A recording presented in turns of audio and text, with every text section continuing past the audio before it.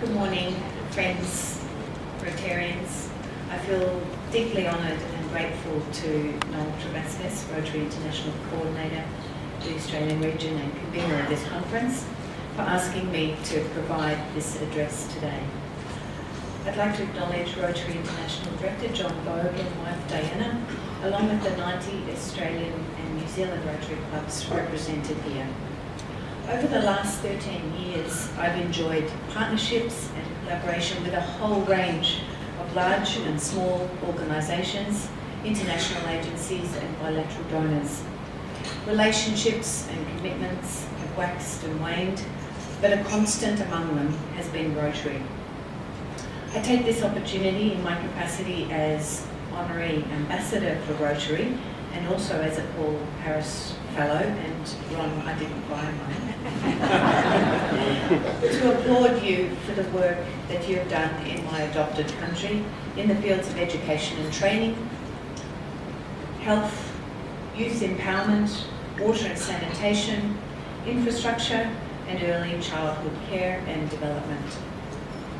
During the time that we have together today, I'm delighted to share with you some insights into the work that Rotary has done over the past 13 years in Timor-Leste, with a focus on the vital issue of education. Friends, there are many ways of measuring success. In Timor-Leste, we measure it in peace and stability, economic growth, the gradual but steady improvement in the well-being of our citizens. Here is a bit of a snapshot of where things stand today in Timor-Leste, since, with the exception of the recent presidential and parliamentary elections, you probably haven't heard much about our country in the media recently. I never forget the words of renowned Australian children's author Mem Fox when she visited Timor-Leste a few years ago for the launch of the Teton translation of one of her books, and she said, "If only peace was more interesting." Well, to the world's media, peace may be a little lacklustre and strife and conflict considered a better guarantee of selling newspapers, but for us in Timor-Leste, it has been our finest achievement. Timor-Leste is a young nation of barely 10 years of age, the youngest still in our region.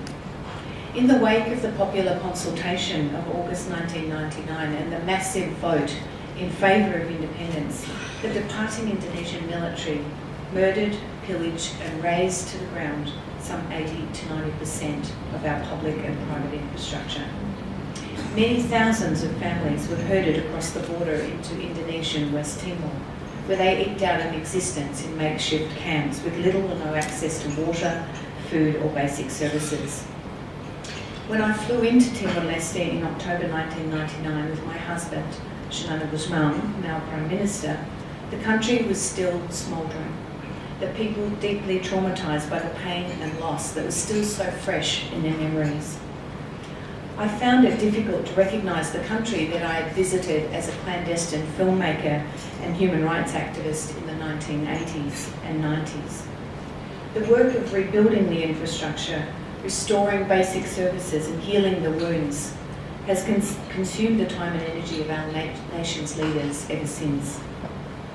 Fortunately, in facing up to that daunting task, we have had the support, solidarity and goodwill of vast numbers of friends, foreign governments and international organisations, including Rotary. The UN Development Programme's Human Development Index shows that Timor-Leste has gone from being next to the bottom of the development scale in 2000 to improving by around 20%. Almost no other country has developed so much over that time. It's remarkable to consider that Timor-Leste has one of the fastest growing and most dynamic economies in our region, with an 8% increase in GDP in the last fiscal year. Life expectancy under 56 years as recently as 2005 is now over 62, while infant mortality has declined from being the world's worst at 24% in 1980 to around 8% in 2005 to 4.5% now. A cut of almost half is most certainly heading in the right direction. A statistic of which Timor-Leste is rightly very proud relates to rates of exclusive breastfeeding. Whereas back in 2005, rates of exclusive breastfeeding stood at approximately 30%, today closer to 52% of mothers feed their babies nothing but breast milk for the first 6 months of life. These are small but important improvements resulting from my Alola Foundation's partnership with the Ministry of Health in promoting exclusive breastfeeding at the community level and also amongst health professionals. In fact, Australia could perhaps learn a thing or two from us, since rates of exclusive breastfeeding at the vital 6-month mark stand as low as 14% in this country. So then, Timor-Leste is considered on track to meet its Millennium Development Goal to reduce under 5 mortality by 2/3 by 2015. Now, this achievement would not have been possible without Rotary, since Rotary has contributed over a long period to Alola's health promotion and safe motherhood initiatives through our village-based mother support groups and the Suku Hadomi Inan Oan, or Villages Love Mothers and Babies project. This is a project which basically brings members of a community together in support of the good health of pregnant mothers, and particularly those experiencing complications during their pregnancy. So it's a very low cost, very effective program which basically mobilises scarce resources within a community. It might be a motorbike to help a woman get to hospital in the middle of the night, or it might be village elders who have particular knowledge, traditional knowledge about keeping mothers and babies strong and healthy. In any case, it's been extremely effective, and it has been supported to date by the Rotary Club of Melbourne together with Assisi Overseas Aid. Turning now to the vital sector of education, and in addressing it, I'd like to share with you the story of one or two young women who have been the beneficiaries of programs of international assistance in the education sector. Whether it's a scholarship opportunity, a traineeship, or other initiative promoting the building of capacity in one or another area, education offers Timor-Leste a shortcut out of poverty and underdevelopment like nothing else. Improvements in the quality and delivery of preschool and basic education, which is defined as the first 9 years of schooling in our national context, promise to help Timor-Leste reach the Millennium Development Goals across all sectors, including improved maternal and child health and gender equality. I've been delighted to have been associated with a whole range of Rotary initiatives in the education field, starting with a donation of school furniture from my old primary school in central Victoria to a remote school in Turiskai back in around 2000. This involved the Rotary Club of Eaglehawk, and I used to be a student of Eaglehawk Primary School, and a number of schools in the area donated furniture, which was sent on a container over to Timor, and I still remember receiving the photos from the very remote community that had been the beneficiary of the school furniture. And there were photos of parents and children as small as 8 or 9 carrying on their heads tables and chairs over very, very mountainous passes, and up to 20 kilometres in distance, just really showing the value conferred on this kind of assistance by the local community. More recently, Rotary clubs in Canberra responded to my appeal to raise funds in support of a scholarship program for young women completing their final years of studies at our national university. Here's a little bit of context. Too often, women find that they don't have the economic wherewithal to go that last step at the tertiary education level and to gain a degree. It's at this stage of their lives, in their early 20s, that young women in Timor-Leste will come under extreme pressure from families and society in general to marry and to start a family. This often translates into financial support for university fees being withheld in favour of the education of male children. If she does succeed in completing the first couple of years of her university course, The prohibitive costs of undertaking research and practical work as part of preparing a thesis often prevents girls from getting past the post. Thanks to funds raised by Rotary clubs in Canberra, and in particular the energetic commitment of Bernie Rogers, Bernie is here today, the Rotary Club of Melbourne, and also to the competent management of the program by a Ministry of Education and Alola Foundation, to date we've succeeded in assisting some 50 young women to complete their theses and to get a university degree. The detailed selection process in identifying those young women with the greatest potential and in the most dire of circumstances had a marked impact on us all.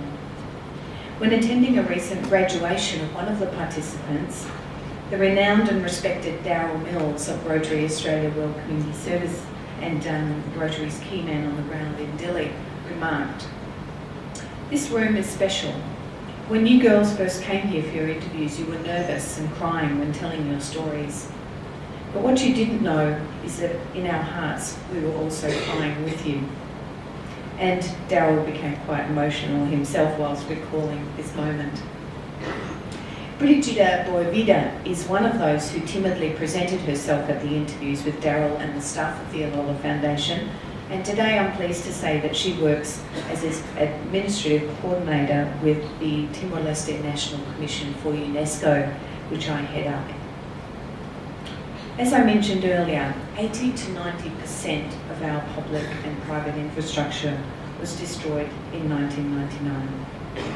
It breaks my heart still to visit classrooms with roofs that leak so badly that classes are called off in the rainy season, and in which school furniture is in such short supply that sometimes more than half of students in a classroom are forced to sit on the floor. At the request of the Minister for Education in 2009, I established the Rural School Development Program that brings together a dynamic fundraising team collectively known as Spend It Well, headed up by Chris Webb and managed by Jenny Coles, who is here today and works closely with me. This program seeks to address the urgent needs of both new schools, refurbishment and extensions of existing buildings in communities in the most rural areas. One such example is our endeavours in Los Palos on the eastern tip of the island, at a primary school that was at breaking point in trying to teach 858 grade 1 through to grade 6 children in just 7 classrooms. This unmanageable teacher-student ratio meant that some children received no more than an hour of face-to-face teaching time, with 80 of their peers in one room. In both Los Palos and the 5 other schools built in this program, Rotary was an integral partner. By facilitating not only tax deductibility channels and thereby generating further vital funds, the Friends of Rotary Clubs in Perth, together with the Teachers Union of Western Australia, responded to a personal call of action I made in 2010, and have been responsible for sending over 15,000 desks and chairs to furnish schools in both the Spend It Well program and many others. School supplies such as exercise books, pens, pencils and teacher packs with cardboard, scissors and dictionaries are now being collected and funded by an innovative program by the Rotary Club of Upper Sunrise in the Blue Mountains, known as Kits for Kids. And still further, in recent discussions with Graham Davies, District Governor in Western Sydney, life-saving water tanks and toilets are now being considered for targeted schools in 2013. This program is a unique collaboration of literally hundreds of people in Rotary clubs across Australia reaching out to address the issue of access to education, and has been described by our Minister of Education as one of the most significant and sustainable contributions to education in our country. When we turn our attention to the question of quality of education, it's impossible to ignore the all-important issue of language of instruction.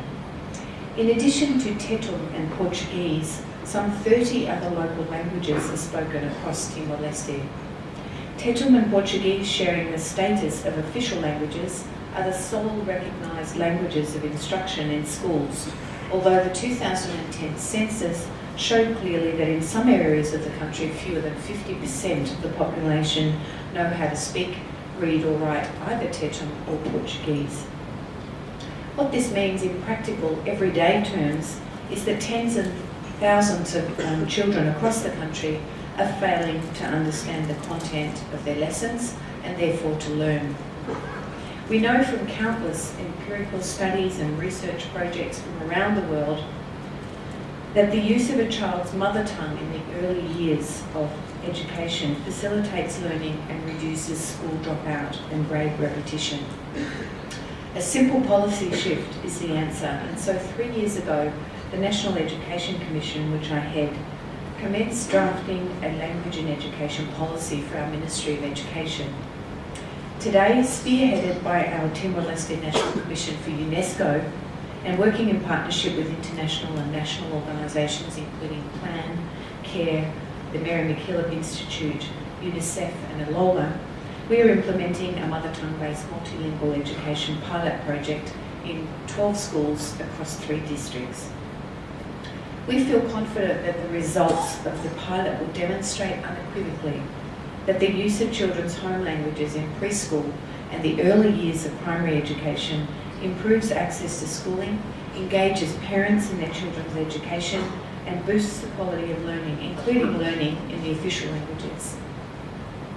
It's my sincere hope that in the not too distant future, Rotary clubs and districts will sign up to join the list of agencies and support the publishing of early readers and teaching aids, such as those that promote learning literacy and numeracy through play.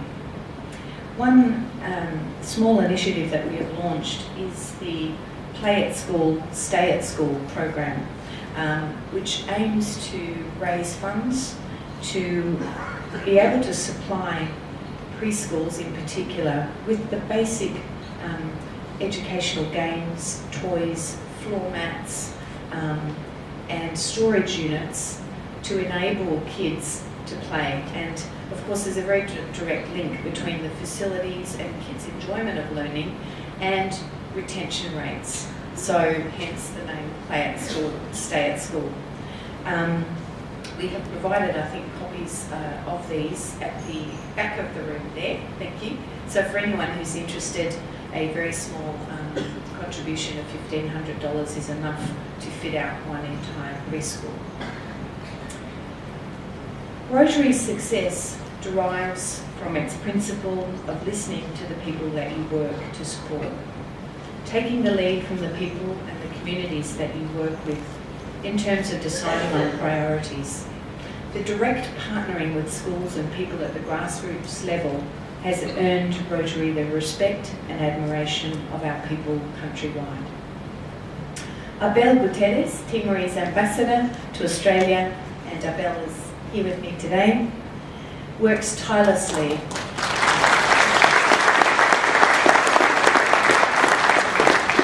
Abel works tirelessly in communicating these ideals when fostering friendship city relations, all of which have the potential to perfectly complement Rotary's work. I'd like to share with you some words published on the website of Holly Ransom, Western Australian Rotarian, businesswoman and youth and women's rights campaigner. Inspired by Margaret Mead, she writes, "Never doubt that a group of thoughtful and committed citizens can change the world. It's the only thing that ever has." Rotarians lead the way in demonstrating what is possible through the efforts of ordinary people doing extraordinary things.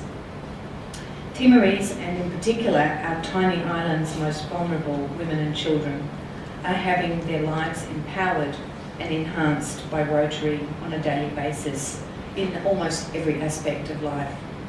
Now that is indeed success. To those of you who have never witnessed the achievements of Rotary in Timor-Leste or experienced the beauty of our country, the warm hospitality and dignity of our people, I extend to you a sincere invitation to visit. I wholeheartedly recommend that you time your visit to coincide with District 9550 conference to take place in May 2013 in Dili. I'm afraid I don't have enough brochures for everyone, but you're welcome to come and get the details from me later on.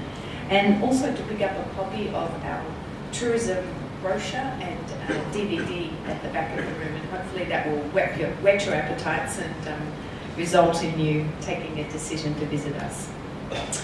Certainly the District Conference has a great program, including visits to places of note in and around Dili, being organised by the kind folk at the Rotary Club of Dili. President Tony Favado and a dear friend and fellow board member of my Alola Foundation have been at the forefront of efforts to organise this conference. I encourage you to begin a discussion with me as to where you might best assist, particularly in the areas of education, maternal and child health, and services for women. Small projects such as Play at School, Stay at School require a modest investment, as I said, in the region of $1,500.